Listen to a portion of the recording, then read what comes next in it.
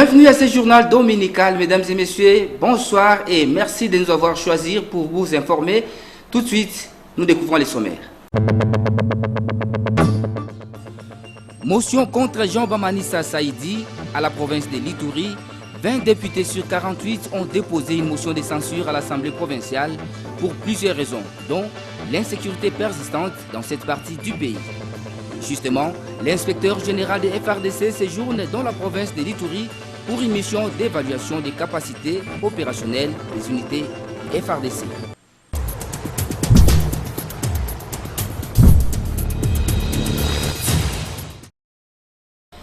Prenons l'actualité immédiate. Ouvrons ce journal par l'Assemblée provinciale de l'Ituri qui a craché sur l'union sacrée pour la nation. 20 députés sur 48 qui composent cet organe délibérant ont déposé une motion de censure contre les gouverneurs des provinces Jean Bamanissa Saïdi, pourtant tous membres adhérents à la nouvelle vision du chef de l'État Félix-Antoine Tshisekedi Tshilombo. Une situation qui risque de déstabiliser la province plus que dans le passé avec des conséquences fâcheuses. Tony Zolameso. Une fois de plus, les efforts du gouvernement provincial viennent d'être ignorés par un groupe d'élus provinciaux. En effet, 20 députés sur les 48 qui comptent l'Assemblée provinciale de l'Ituri ont déposé ce samedi 10 avril 2021 une motion de censure contre le gouverneur des provinces Jean Bamanissa Saïdi.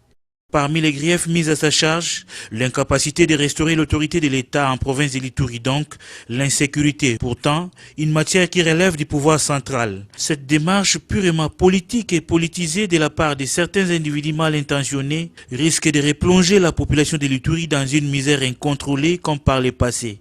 Interrogés, quelques dignitaires et leaders communautaires ayant réagi dans l'anonymat ont condamné cette démarche des élus provinciaux dont les conséquences seront sans doute incalculables, surtout en cette période où la province de l'Ituri a des gros soucis sécuritaires et humanitaires. Chose étonnante, aussitôt la motion déposée, l'invitation est vite lancée au gouverneur. Quelle rapidité! Le gouverneur des provinces, Jean Bamanissa, va donc présenter ses moyens de défense devant les élus provinciaux le mardi 13 avril 2021 au siège de l'Assemblée provinciale. À la population d'ouvrir l'œil et les bons pour sauver l'Ituri de cette situation désastreuse qui pointe à l'horizon, en barrant la route à toute manipulation tant interne qu'externe. Clôture ce samedi 10 avril 2021 de la mission d'évaluation des capacités opérationnelles des unités de FRDC de la 32e région militaire par l'équipe de l'inspectorat général de FRDC. C'était sous la conduite du général Ngonga Basile, conseiller en charge des opérations. Les reportages est du service de l'information et de la communication de FRDC en Ituri. Contrôler, évaluer les capacités opérationnelles des unités de forces armées de la 3e zone de défense, c'est l'objectif de la mission qui est coordonnée par l'inspecteur général de forces armées, le général d'armée Amici Kumba Gabriel. Pour l'équipe de l'Ituri, a travaillé à arrache-pied sous la supervision du général Ngonga Basile, conseiller en charge des opérations à l'inspectorat général de forces armées, qui revient ici sur l'essentiel de la mission. Général de brigade Ngonga Bolamba Mpet Basile. Je suis conseiller en charge des opérations de l'inspection générale de FARDC. C'était pour évaluer les capacités opérationnelles, savoir quelles sont les unités, sur l'effectif, sur l'armement, les moyens qu'on envoie ici. Ce sont des facteurs qu'il faudrait évaluer pour savoir si l'unité est opérationnelle ou non. Donc, facteur humain d'abord, donc le personnel, le matériel, la logistique et l'armement. Quand je veux faire le rapport d'abord à mon chef, à mes chefs hiérarchiques, et à leur tour, ils vont me poser le problème à celui qui a mandaté cette mission-là. C'est à lui que la primaire de formation sera réservée. Cette première à la 32e région militaire, qui comprend la province de l'Ituri et Haut-Ouélé, s'inscrit à l'exécution sans faille de la volonté manifeste du commandant suprême Félix Tshisekedi Tshilombo. Question de renforcer les capacités opérationnelles des forces armées en vue de restaurer l'autorité de l'État sur toute l'étendue de la République démocratique du Congo. En sport, pour le compte de son deuxième match du football féminin du Katanga, le tout-puissant Mazembe a eu raison devant la formation de Vénus sur la note de 24 buts à 0. La rencontre s'est déroulé le samedi 10 avril au stade Kikula de Likasi où on retrouve Papi Katassi. Le score est à l'image de leurs ambitions, 24-0. Les Corbeaux ont la tête plutôt au titre de champion du Katanga. Et Vénus les Stars de Cambové en a payé simplement les frais ce samedi 10 avril 2021 au stade Kikula de Likasi. Deborah Boleki, pour sa première fois titulaire, a fait quelques passes décisives et signé au passage un doublé. On était préparés vraiment bien avant parce qu'on ne sait jamais. Nous, on est toujours prêts. Même si l'adversaire est fort, même s'il est faible, nous, on est venus seulement pour gagner, pour prendre les 3 points là. Elles se sont suffisamment appliquées. Louise Ngandou était également titulaire pour la première fois à la pointe de l'attaque. Elle s'en sort avec 6 buts, comme d'ailleurs Monique Kipoi. Esther Ndikisha est très en forme ces derniers temps. L'ancienne de Bafana Bafana a réussi un triplé contre un quadruplé pour Mawanda. Le staff technique en a surtout profité pour donner du temps de jeu à celles qui en manquaient. 24-0 au finish, Mazembe l'emporte sur Vénus des Stars de Cambové. C'est le plus grand score de ce tournoi depuis le début. Toute la détermination démontrée par les filles de Jeff Kapondo qui convoitent le titre provincial après celui de Lubumbashi, remporté en février dernier. Toujours en sport, dans le cadre des renforcements des capacités, les clubs Bakolo Squash de Bianco, Kibwila et Joli Binga ont organisé le 4 avril 2021 une session de formation à l'intention des pratiquants de cette discipline. Il était question de la préparation des athlètes physiquement et surtout des devoirs de ces derniers. Une fois de plus, Papi Katassi, Menakumbundu. En République démocratique du Congo, le squash est l'un des sports peu connus du grand public et moins pratiqués. C'est dans cette optique que le club Bakolo Squash BKS en sigle a lancé des sessions, des séminaires afin de permettre aux athlètes de renforcer leurs capacités. Après le premier séminaire organisé en décembre 2020 basé sur les avantages du squash, les initiateurs Bianco Kibwila et Joli Binga ont réuni les squashmen ce dimanche 4 avril 2021 au Sekelaïs à Kinshasa pour une deuxième rencontre. Cette fois-ci, le club BKS a invité l'expert sportif Hugues Mafo qui a animé les séminaires axés sur la préparation physique des athlètes et les droits et devoirs d'un sportif. Selon Hugues Mafo, pour qu'un squashman soit au point, il doit bien gérer son temps d'entraînement en respectant son programme de préparation et avoir une bonne alimentation. Parlant des droits, il a souligné qu'un sportif est dans l'obligation de connaître ses droits et devoirs. Dans les chefs des participants, c'est une satisfaction de rallier la pratique à la théorie. L'initiateur Bianco Kibwila annonce que le 3e et dernier séminaire aura lieu dans un avenir très proche avec des experts déjà contactés pour combler la lanterne des squashmen qui évoluent au sein de son club. Nous avons beaucoup appris, il a vraiment enrichi notre connaissance et je pense que nous allons mettre cela en pratique. Oui, ils ont bien assimilé la leçon parce qu'ils étaient attentifs et puis pas mal d'athlètes qui ont posé des questions. Donc ça prouve qu'ils ont vraiment compris ce que M. Hig nous a donné aujourd'hui. On va clôturer en troisième partie. Donc il y aura la présence d'un médecin sportif. Voilà, parce qu'en première partie, il y avait un médecin, mais il n'était pas focalisé sur les sports. Maintenant, on va inviter un médecin sportif. Et puis il y aura la présence d'un expert des squash qui va nous expliquer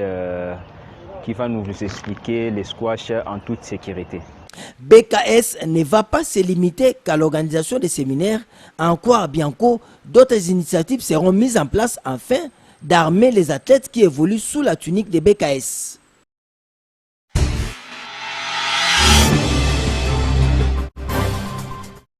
Maintenant la page rétrospective pour vous dire que le président de la République Félix Antoine Tshisekedi Tshilombo a pris part à la cérémonie marquant les centenaires de l'église Kimbanguiste le mardi 6 avril 2020. Suivez ces reportages avec nos confrères de la presse présidentielle. Tout a débuté à l'aérodrome de Nkamba où le jet transportant le chef de l'État Félix Antoine Tshisekedi Tshilombo a atterri vers 12h30. À son arrivée, le président de la République a été accueilli par un comité restreint avec en sa tête le gouverneur de la province du Congo central. Le cortège présidentiel a ensuite pris la direction du temple qui était déjà rempli des fidèles et invités venus de partout pour célébrer le 100 années d'existence de l'Église de Jésus-Christ sur terre par son envoyé spécial, Simon Kimbangu.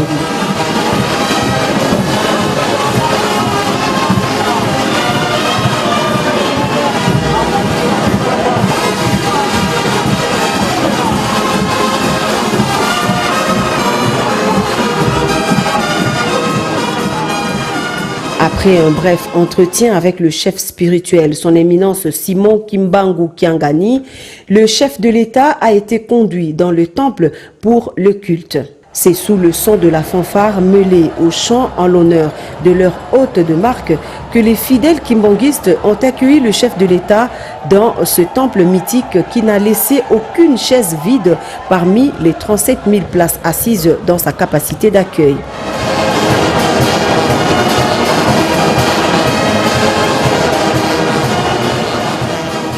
Le chef de l'État, Félix Antoine Tshisekedi Tshilombo, a quant à lui loué les qualités d'un homme qui, le 6 avril 2021, recevra de Dieu la noble mission de libérer le peuple noir de l'emprise coloniale. Pour le chef de l'État, la commémoration du centenaire de l'église kimbanguiste doit nous rappeler le combat mené par les martyrs des indépendances africaines dont fait inexorablement partie Papa Simon Kimbangu pour s'être dressé contre l'oppression et l'injustice. Félix Antoine Tshisekedi Tshilombo a également honoré la mémoire d'un compatriote parti du village d'Nkamba, doté d'un courage et d'une endurance exceptionnelle et dont la popularité antérieurement locale s'est muée en un rayonnement mondial. Voilà qui vaut cette grande annonce qui a suscité de l'émoi chez les fidèles. Le garant des institutions de la République a chargé les présidents des deux chambres du Parlement présents à cette célébration d'inscrire pour le compte de la session en cours une loi qui fera du 6 avril de chaque année une journée chômée et payée sur toute l'étendue de la République démocratique du Congo. Pona kosukisa na lingina loba boye awa ba présenter bino papa président ya Sénat na papa président ya Assemblée nationale nazali ko interpeller bango ko senga bango balanda na lombango likambo nazali ko senga ya te date ya le 6 avril ekota na mikolo oyo ekobanda kozala férié.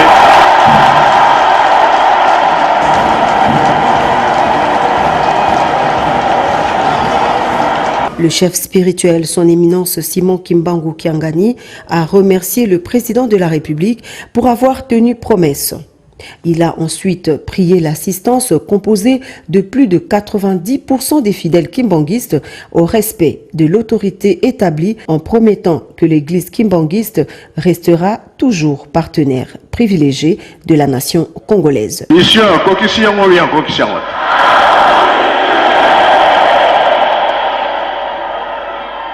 Yango na lobi oyo azorate asali nini tozwi bien tozwi te tolandi nyonso bien tolandi te. Auparavant, le directeur de cabinet du chef spirituel a donné la symbolique du 6 avril avant de retracer succinctement l'histoire de la vie du prophète Simon Kimbangu et les grandes lignes du kimbanguisme, un mouvement lancé par son initiateur avec comme leitmotiv la libération de l'homme noir.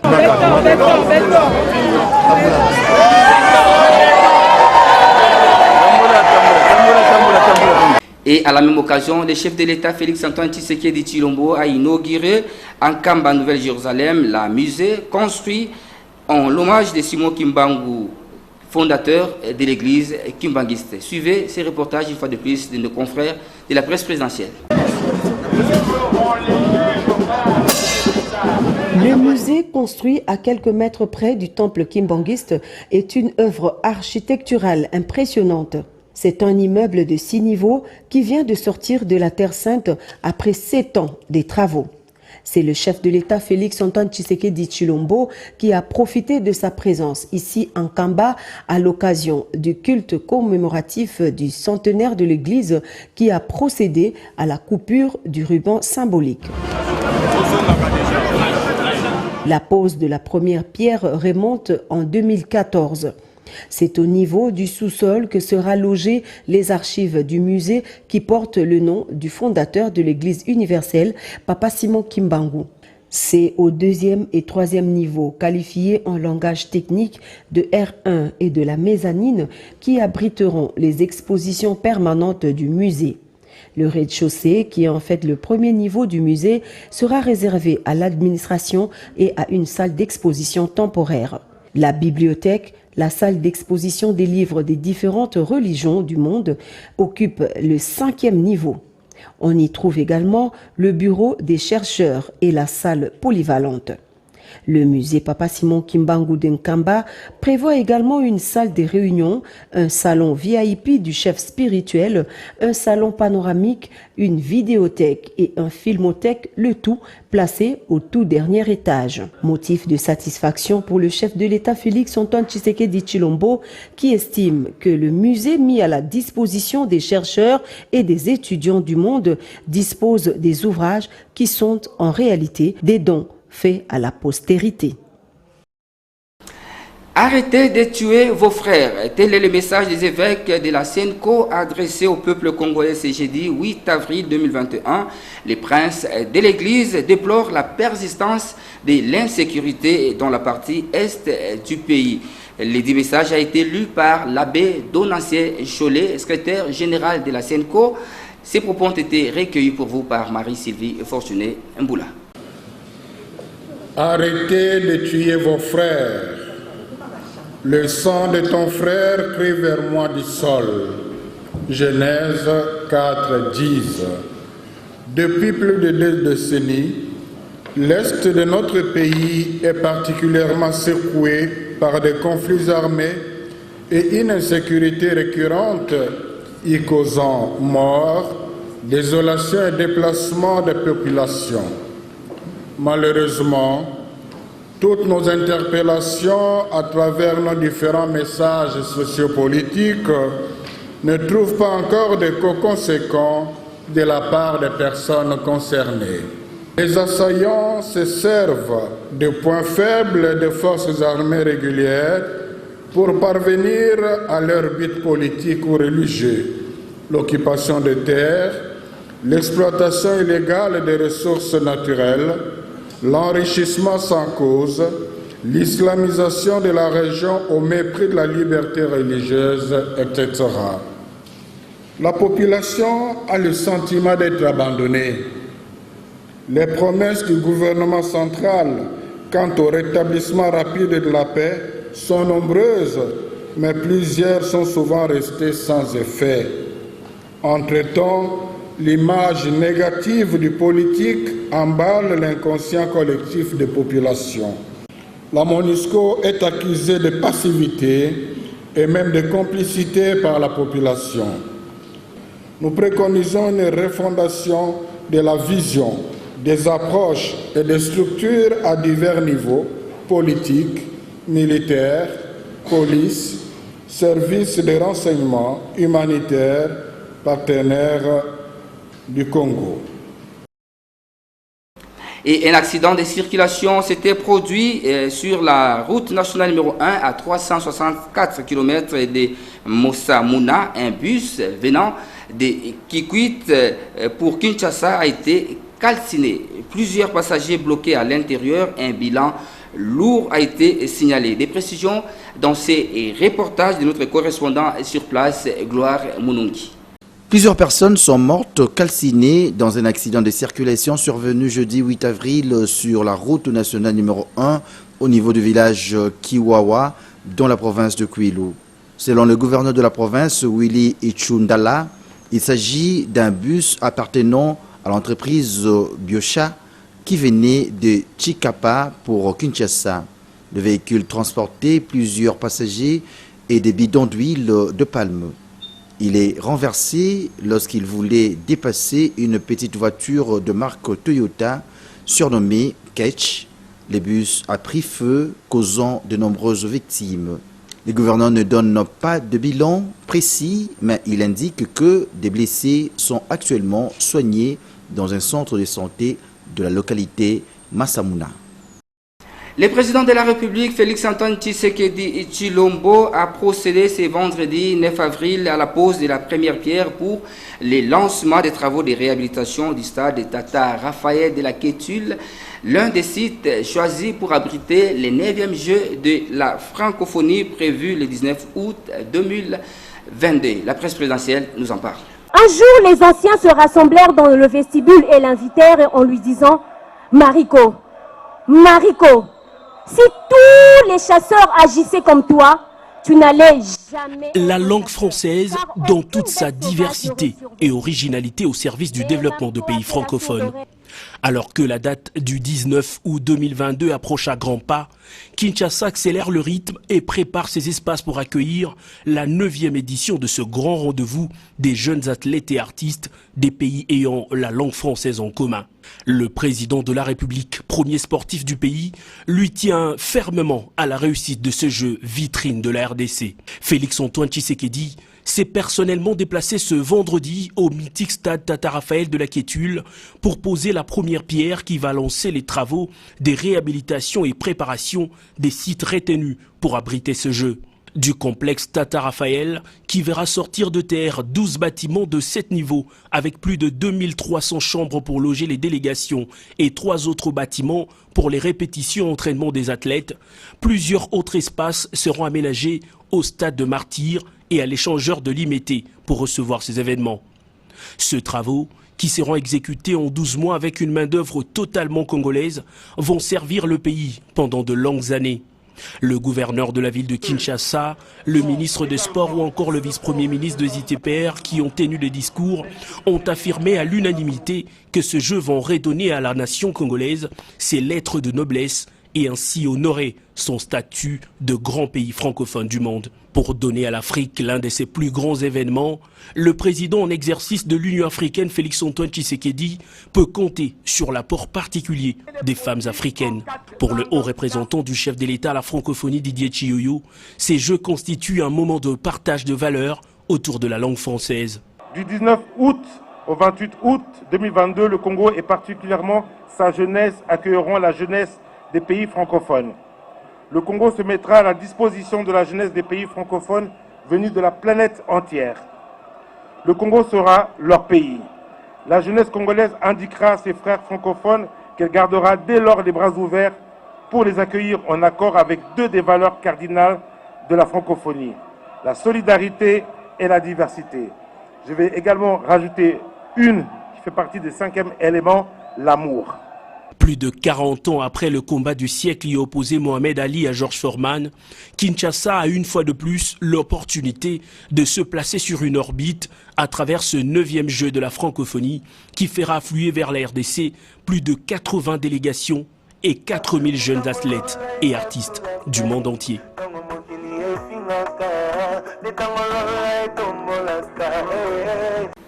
Et les organisations des Nations Unies, dont les PAM et la FAO, alertent sur l'insécurité alimentaire qui a atteint des proportions très inquiétantes. Les chiffres sont alarmants, avec 27,3 millions de personnes qui souffrent de la faim en République démocratique du Congo, soit une personne sur 3.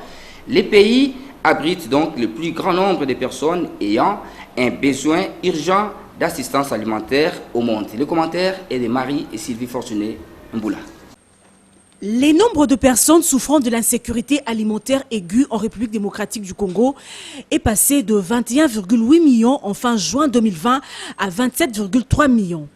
Le coordonnateur humanitaire en République démocratique du Congo, David Maklahakar, qui qualifie cette situation de dramatique, a déclaré que l'insécurité alimentaire en RDC est la conséquence de plusieurs effets conjugués.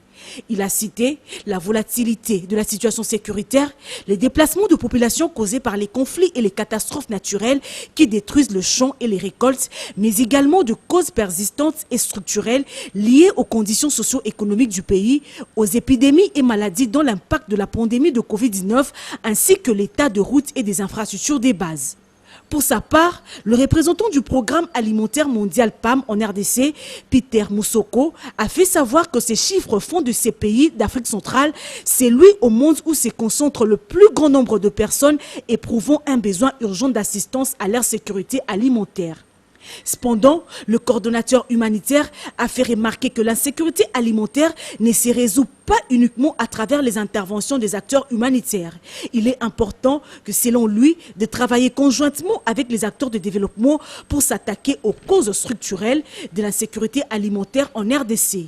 Il est aussi primordial que le gouvernement de la RDC s'engage plus avant dans le développement du secteur agricole dans ces pays. La réponse humanitaire pour 2021 vise 9,6 millions de personnes et requiert pour cela un montant de 1,98 milliard de dollars américains. Le représentant du programme alimentaire mondial PAM et FAO en RDC, ainsi que le coordonnateur humanitaire, plaident pour la mobilisation des ressources dans le but d'apporter assistance aux Congolais qui ont le plus besoin. Mesdames et messieurs, c'est la fin de ce journal. Merci à vous tous de l'avoir suivi. Mais avant de nous quitter, voici les principales articulations à retenir. Motion contre Jean Bamanissa Saïdi à la province de l'Ituri. 20 députés sur 48 ont déposé une motion de censure à l'Assemblée provinciale pour plusieurs raisons, dont l'insécurité persistante dans cette partie du pays. Justement, l'inspecteur général de FARDC séjourne dans la province de l'Ituri pour une mission d'évaluation des capacités opérationnelles des unités FARDC.